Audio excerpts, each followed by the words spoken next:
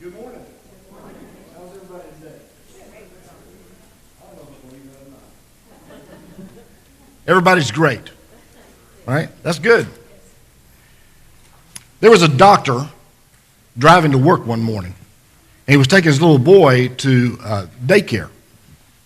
He's 4 years old, and he was sitting in the back seat. And the doctor noticed that his little boy picked up a stethoscope that was also laying in the back seat and started playing with it. And he put the earpieces in his ears. And while he's doing this, the doctor's saying, well, that is awesome. He's following after his old man. You know, he's got an interest in medicine even at his age.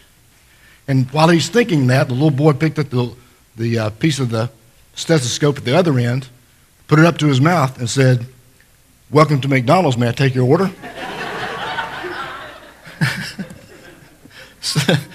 Sometimes our hopes for our kids and dreams for our kids don't play out quite like we hope they're going to, or we think we're on the right track with them, and something gets off.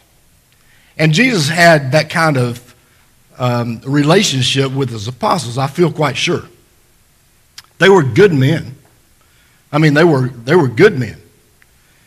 We forget maybe how good of men they were. They were faithful Jews, faithful to the law in every way.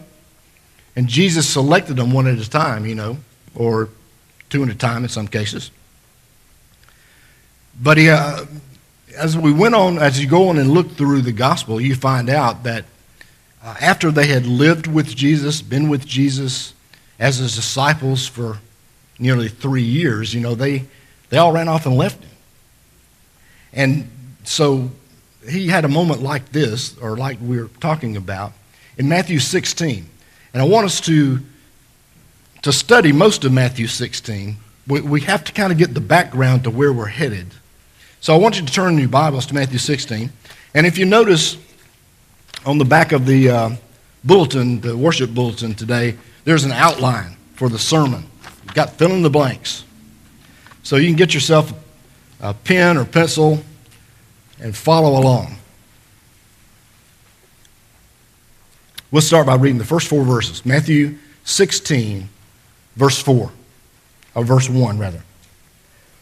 The Pharisees and Sadducees came to Jesus and tested him by asking him to show them a sign from heaven. He replied, "When the evening comes, you say, 'It'll be fair weather, for the sky's red.' And in the morning, 'Today it will be stormy, for the sky's red and overcast.'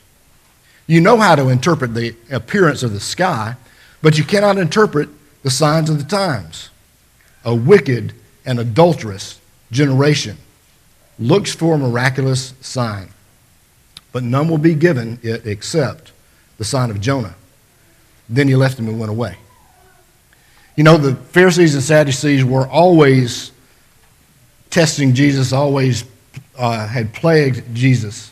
And Jesus doesn't answer the question. He doesn't provide a miracle for them. I mean, you think on one hand how simple it would be for him to, do some miracle for their sake. But he said they're wicked and adulterous. That's really what he's boiling down to. He doesn't call them, "You are wicked and adulterous." And that adultery there is symbolic of their having left God. It's used that way several times in Scripture. But he talked about them often. And like this, he refused to give them a sign. Now, it's important to note that they came testing him, and that really goes in your first blank. The Pharisees and Sadducees tempted or tested Jesus. So their purpose or their point was to trap Jesus. And it wasn't really to find out whether he's the Messiah or not. And what does he say in response to it? He says, "Well, you guys do pretty well at predicting weather." And he gives his example. He says, "But you are not good at all at predicting the signs of the times." What times? And what signs? Well, I think he's talking about the prophets. I think he's talking about it's been 200 years since they've heard from God, directly from the prophets. And he says if you would read the scriptures, it tells what town he's going to be born in. It tells about his mother, and it tells a lot about him. But they are not in tune with that. And he's frustrated at them. And so he tells them that, and then he leaves. Let's go on to verse number 5. When they went across the lake, the disciples forgot to take bread. Be careful, Jesus said to them. Be on your guard against the yeast of the Pharisees and Sadducees. But they discussed this among themselves and said, it's because we didn't bring any bread. Aware of their discussion, Jesus asked, you of little faith, why are you talking among yourselves about having no bread? Do you still not understand? Don't you remember the 5 loaves for the 5,000 and how many basketfuls you gathered? And how many did they gather? You remember? They gathered 12 baskets of leftovers. Or the 7 loaves for the 4,000 and how many basketfuls you gathered? How is it that you don't understand that I was not talking to you about bread? Be on your guard against the yeast of the Pharisees and Sadducees. Then they understood that he was not telling them to guard against the yeast used in bread, but against the teaching of the Pharisees and Sadducees. Well, he had just come from the Pharisees and Sadducees. They were on his mind, and they got in the boat, and they're sailing to Caesarea Philippi. And Jesus says this about yeast. Well, the apostles are trying to figure it out. And they're talking among themselves. They're whispering among themselves because they don't want Jesus, to hear him. A lot of times they didn't ask any questions because they were afraid of him or afraid of his answer or whatever. So they're trying to figure this out on their own. And they said, well, it must be because we didn't bring any bread. And maybe he knows that, and maybe there's something about the bread. Well, Jesus hears anything. And your whispering is just like shouting to Jesus because he reads your minds and thoughts. He did that on several occasions. He did in Mark, when they lowered the man through the roof.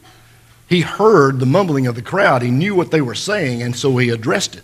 And he often addressed those kind of issues. But he says, you have little faith. And then he explained what he's talking about. What is the yeast of the Pharisees? It's their teachings. The yeast of the Pharisees was their teachings.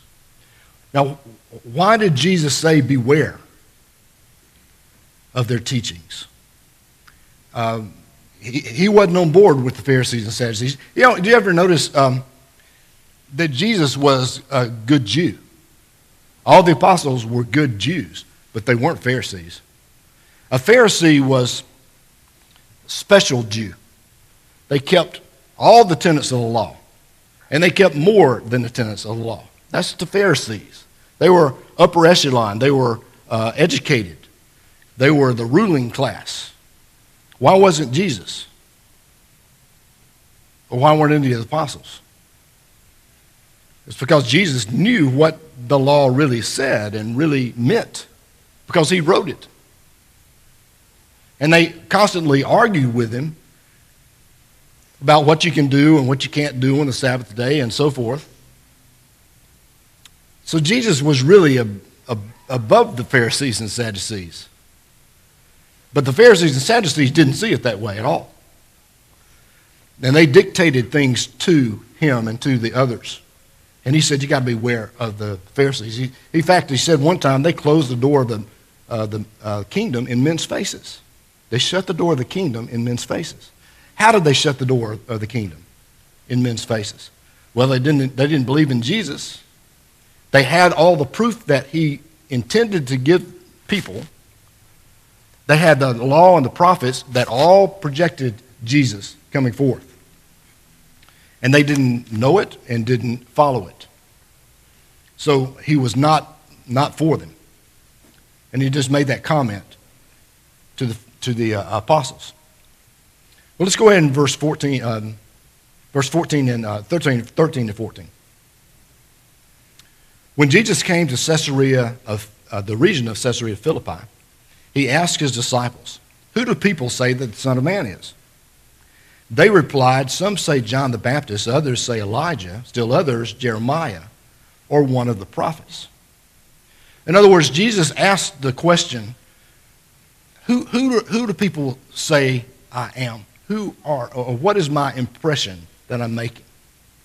And how do they respond? They respond by saying he's John the Baptist come back to life, or one of the prophets come back to life. You know, they evidently believed that life could happen. They believed that, that's possible, or, the general population believed it was possible. But then he asked a much more important question. We can ask the same questions. What do people think about Jesus? Everybody knows him, don't they? I mean, virtually everybody. If you talk to Muslims, they know who Jesus is. I mean, it may be an altered or a false impression they have of him, but they know his name. You talk to your neighbors and they're at home today, maybe. They know who Jesus is. This is about to drive me nuts. But the impression of Jesus around the world is known, isn't it? Who do people say that I am? And then he asks a more important question. One is the question for all of us. Who do you say that I am? Who do you say? Well, that indicates a serious problem, a potential problem, in that the world view of Jesus is different from the apostles' view of Jesus. So, who do you say I am? Well, then Simon Peter spoke up. That's in verse 16. "You are the Christ, the Son of the living God." Jesus replied, "Blessed are you, Simon, son of Jonah, for this was not revealed to you by man, but was by my Father in heaven. And I tell you that you are Peter, and on this rock I will build my church, and the gates of Hades will not overcome it. I will give you the keys of the kingdom. Whatever you bind on earth will be bound in heaven, and whatever you loose on earth will be loosed in heaven." Then he warned his disciples not to tell anyone that he was the Christ. Let's take the last point first. Why not tell anybody? I thought that's what the apostles were there for. But Jesus wasn't ready for that message to go around the world. He gave them the instructions, now you go teach. And that's in Matthew 28. But he was not ready. The word Christ, as I've mentioned many times before, means Messiah. You can use Messiah just as well. Christ is the Greek term, and Messiah is a Hebrew term for Messiah. But this is one of the occasions, Peter usually had foot and mouth disease. He spoke and then he thought. Well, this time he got it right, 100% right. In the face of all the opposition, in the face of the Pharisees and Sadducees and the other Jews, Peter got it right when Jesus asked, "Who do you say that I am?" And Peter said, "You're the Christ, the Son of the living God." There's a lot wrapped up in that statement. He believed he was from God. He believed he was God in the flesh. But he also believed he was the Messiah or the Christ. He was the one that was predicted in the Old Testament, and he's there now. But saying he was the Christ or Messiah, that's really big. But it's not the only thing. You have to believe it as well. And this is where we're getting to in our lesson. Because Peter said that, and Jesus was elated, I'm sure. He said, upon that rock, not Peter as the rock, on the statement that he made as a rock, I'll build my church. That's the foundation of the church. 1 Corinthians 11, verse 3, indicates that Jesus is the foundation of the church. And so many other verses too. Not on who, but on what was said. Now, verse 21. From that time on, Jesus began to explain to his disciples that he must go to Jerusalem and suffer many things at the hands of the elders, chief priests, and teachers of the law, and that he must be killed and on the third day be raised to life. Peter took him aside and began to rebuke him. Never, Lord, he said, this shall never happen to you. Jesus turned and said to Peter, get behind me, Satan. You're a stumbling block to me. You do not have in mind the things of God, but the things of men. This is the same Peter that had just got it out of his breath. You're the Christ, the Son of the living God.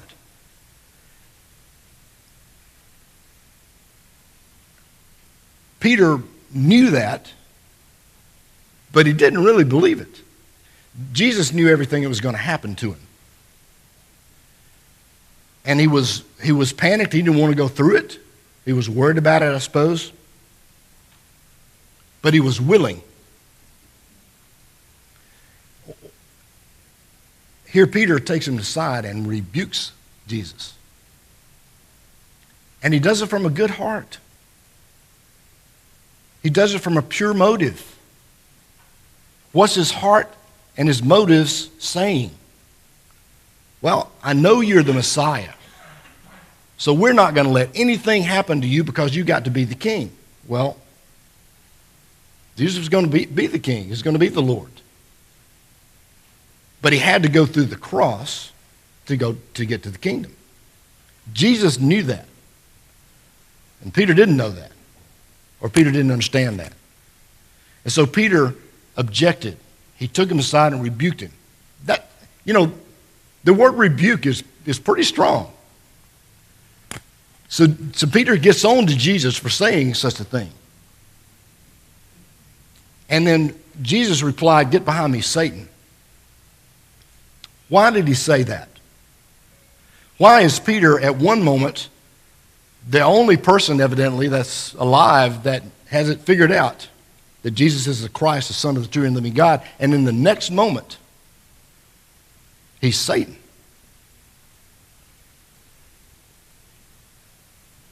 That's a tough one, isn't it? But Jesus had already been tempted by Satan. You remember back in Matthew is one of the occasions where it's written about. He takes them on the pinnacle of the temple, and they look out across all the kingdoms of the earth. And Satan had said, if you bow down and worship me, I'll give you everything you see. What is that? What was the temptation? That temptation was to get the kingdom without the cross. And Jesus absolutely refused it. We know he was tempted with it. What is temptation? It's when we want something, but we know it's not right. That's temptation. You could drive crack cocaine in here by the truckload, and I'm not tempted by crack cocaine. It just doesn't interest me. It just doesn't interest me. It's not a temptation. But crack cocaine is a temptation for a lot of people. So when the Bible says in Hebrews that he suffered when he was tempted, what does that mean?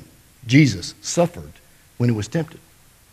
It means he was offered things that he wants. He wanted to take it, but he knew not to take it.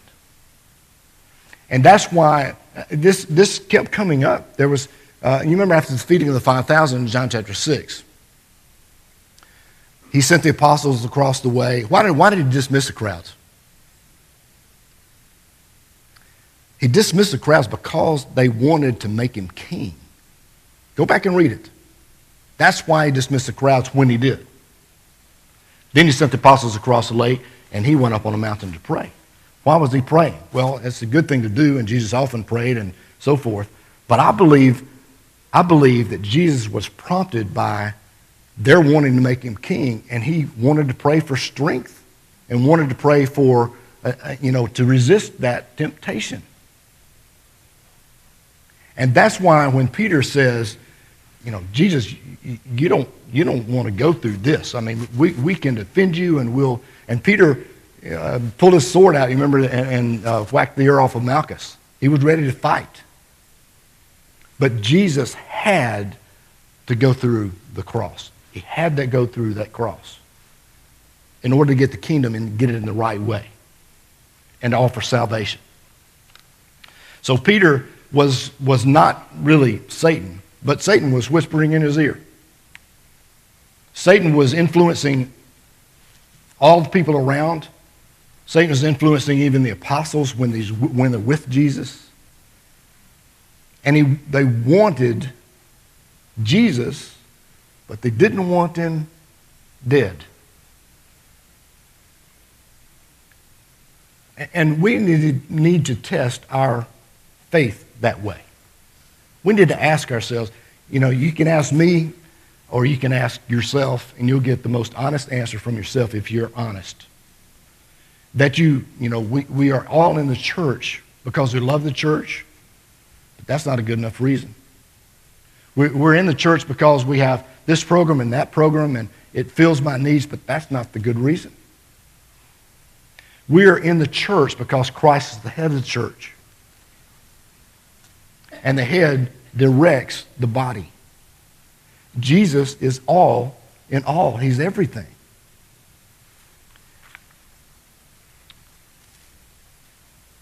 Peter was motivated by love and concern, but he said the wrong thing. So what was wrong in Peter? What that caused this type of reaction? First of all, Peter had a concept of an earthly kingdom. His concept of the kingdom was faulty, or it was flawed. In other words, virtually everybody had a concept of the kingdom. The Pharisees had a concept of the kingdom. And they were going to be in the lead of it. The apostles had a concept of the kingdom too. But it was an earthly kingdom they had in mind. And that's the wrong concept. James and John's mother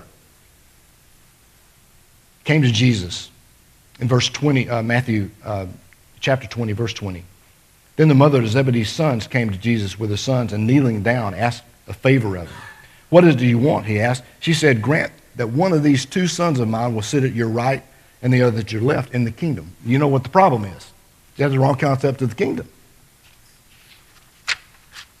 Peter's concept of the earthly kingdom explains why, he was ready to fight, why he drew his sword.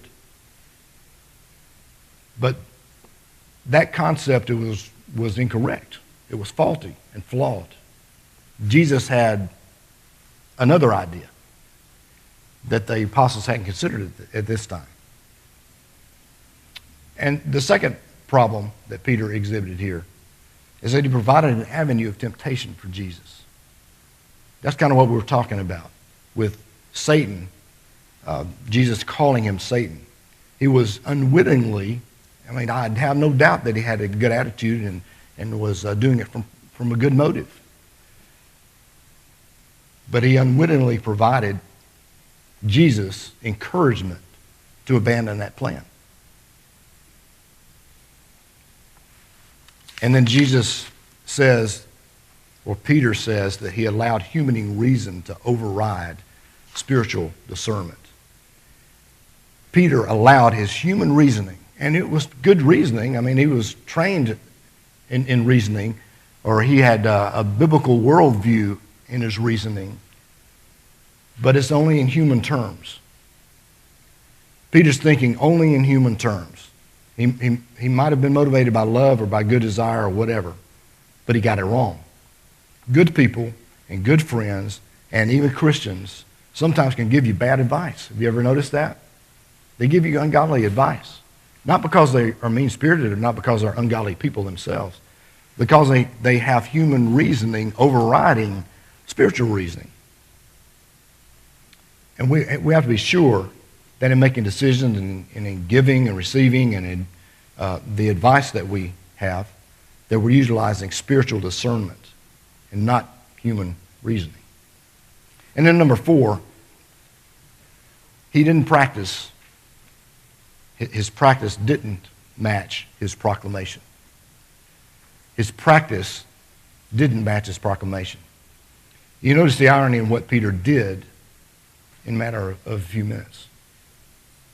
If Jesus was the Christ, the Son of the true and living God, then Peter couldn't have suggested what he suggested. Now we have the servant rebuking the master. He claimed the lordship of Jesus, but he didn't practice that. Peter didn't accept what Jesus, the Lord, was saying as being authoritative, and that's what being Lord is. That's what Christ the Messiah is. Is Jesus really the Lord of your life and of mine? And I think it's something that we need to ask every day, because it changes our relationships. Do we get personally offended if others say some things that are not right? Why would we get personally offended? If Jesus is Lord, and if he's got the plan, then I'm depending on him. I'm not going to really depend on human wisdom.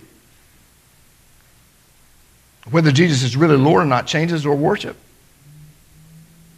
We come to praise God and to give him the glory and the excitement and the honor that he's due. So what difference does it make if I like this song and you like that one and I like the guy leading the prayer? And, it doesn't matter, because our relationships all change if Jesus is Lord. It changes our attitude. Peter's practice didn't match that wonderful proclamation that he made. We need to ask ourselves the same thing. We can learn from Peter's rebuke of Jesus. And we can also learn and must learn of Jesus' rebuke of Peter. We can learn from Peter's rebuke. We need to learn from Jesus' rebuke as well. So we need to make sure our concept of the kingdom is not faulty or flawed. We need to be sure that human reasoning hasn't overridden our spiritual discernment, and our practice hasn't overridden our proclamation. In Major League Baseball a few years back, a guy hit a little lazy fly out in left field. And the left fielder went out, camped under it, caught the ball. And then he threw the ball up into the stands. He was going to make somebody's day. So he did. He threw the ball up in the stands. But there was only 2 outs. And 2 runs scored. And I'm afraid that could be us. Well-meaning, but not paying attention to what's going on. Well-meaning in making somebody's day, but not making ultimately their day because they lose the game. We have to make sure that our proclamation is that Jesus Christ is the Son of God, but also our practice matches that proclamation. And Jeff Robinson was here Wednesday night. He quoted a lot of verses. He went through a lot of scriptures. And it really was, if he boiled his lesson down, it was all about Jesus. It was all about Jesus. That's what our game is. It's all about Jesus. Acts 4:12 says, "There is salvation in no one else, for there's no other name under heaven that has been given among men by which we must be saved." So we need to ask ourselves daily, but particularly when we're in worship, is Jesus the one that's promoted? Is he ruling my life? And if the answer is, I'm not sure, or the answer is no, that's the first thing we need to get correct.